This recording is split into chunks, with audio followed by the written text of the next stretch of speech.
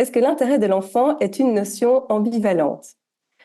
Alors, j'avoue que je trouve cette question extrêmement intéressante et importante parce que les travaux que j'ai conduits, et spécialement ma thèse de doctorat, ont mis en évidence l'ambivalence de la notion d'intérêt de l'enfant. Alors, je pense que c'est intéressant de rappeler que la notion d'intérêt de l'enfant est une notion qui est en fait assez ancienne. Alors moi, j'ai surtout étudié le contexte belge, pas universel, mais donc Belgique et France, puisque on était avec la France à cette époque-là. On va retrouver des traces de l'intérêt de l'enfant. Enfin moi, les premières traces que j'ai retrouvées de la notion intérêt de l'enfant, c'est dans les travaux de la Révolution française. Et puis alors après, plus récemment, quand le Code civil de 1804 a été adopté par Napoléon, et qui est toujours en fait notre Code civil, bien sûr, qui a largement évolué depuis lors, mais à l'époque de 1804, dans les travaux préparatoires, l'intérêt de l'enfant est très fort cité. Donc on voit que c'est une notion qui n'est pas du tout nouvelle, qui ne date pas ici du 20e, 21e siècle. C'est une notion qui a des traces anciennes. Euh, Même si, à cette époque-là, on était encore dans un modèle qui rendait l'enfant extrêmement invisible, qui était toujours sous la coupe, en tous les cas, dans le Code civil de Napoléon, du père comme pater familias, qui était vraiment, qui avait la magistrature domestique et qui avait, entre guillemets, tous les droits à l'égard de l'enfant. Donc, on parle de l'intérêt de l'enfant, mais l'enfant reste assez invisible, tant sur le plan sociétal, d'ailleurs, que sur le plan du droit. Et c'est vraiment à la fin, enfin je dirais milieu du 19e siècle, fin du 19e, début du 20e siècle, que l'enfant va petit à petit être visibilisé, qu'on va prendre en compte sa réalité, sa situation. Ça apparaît d'ailleurs dans la littérature, dans l'art et également au niveau du droit. Sachant que donc en Belgique, les premières lois relatives à l'enfance, enfin la première grande loi relative à la protection de l'enfance date de 1912 et là l'intérêt de l'enfant y est très présent. Et puis petit à petit, au fil du XXe siècle, la notion va vraiment prendre de l'ampleur. Au niveau du droit international, la première fois que l'intérêt supérieur de l'enfant est évoqué, c'est dans une première, enfin c'est pas la première déclaration. La première déclaration des droits de l'enfant date de 1924. En fait, le centenaire de cette première déclaration, qu'on appelle la déclaration de Genève, qui était vraiment très courte et qui ne parlait pas de l'intérêt de l'enfant. La seconde déclaration date de 1959 et parle de l'intérêt supérieur de l'enfant. Tout ceci pour dire que la notion d'intérêt de l'enfant est assez ancienne et est une notion extrêmement importante puisqu'elle a permis de visibiliser l'enfant et d'en faire un objet de protection.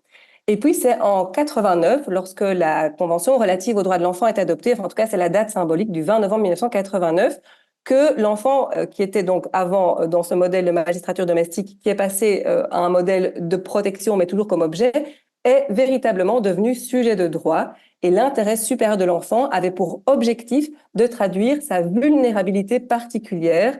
L'enfant est dans une situation de fragilité, de vulnérabilité particulière et on doit donc prendre en compte son intérêt supérieur de l'enfant. Donc, dans la balance des droits et intérêts, l'intérêt supérieur de l'enfant est une considération primordiale. Alors, il faut savoir que dans la partie positive de l'intérêt supérieur de l'enfant, il est globalement très peu critiqué. C'est vraiment un des standards les plus en mode en droit humain. C'est l'un des rares consensus. C'est un pilier, c'est la clé de voûte, la star des droits de l'enfant, comme certains l'appellent. Donc ça, c'est le côté très positif. Et c'est vrai que l'intérêt supérieur de l'enfant a vraiment permis c'est une notion qui est subversive, qui a permis de penser l'enfant autrement et de le faire passer d'une invisibilisation à finalement un sujet de droit.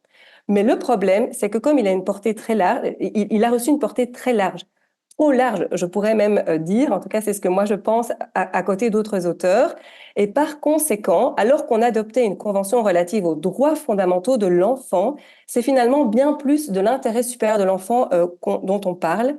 Or, l'intérêt supérieur de l'enfant contient de nombreux risques. C'est une notion extrêmement ouverte qui peut être instrumentalisée. On a justifié des violations de droits de l'enfant extrêmement graves au nom de l'intérêt de l'enfant, comme par exemple les mutilations génitales féminines qui sont une violation extrêmement grave des droits de l'enfant, ont pu être justifiées par certains parce que respectueuses de l'intérêt de l'enfant.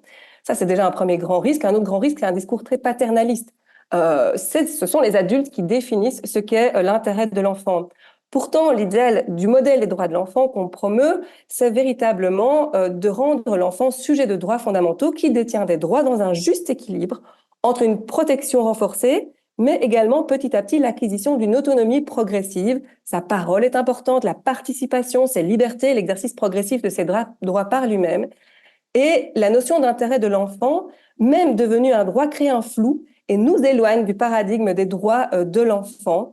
Et donc, par conséquent, il y a cette grande ambivalence où finalement, du fait qu'on ait mis au cœur du modèle des droits de l'enfant l'intérêt supérieur de l'enfant, on voit que ça peut avoir pour conséquence un recul des droits fondamentaux. Et comme Michael Freeman, que j'aime beaucoup, qui est un chercheur spécialiste des droits de l'enfant, dit, mais pourquoi est-ce qu'on n'a pas reconnu des droits supérieurs à l'enfant dans la balance des droits et intérêts plutôt que l'intérêt qui permet cette ambivalence, ce flou, qui parfois a des conséquences extrêmement délétères pour les droits de l'enfant.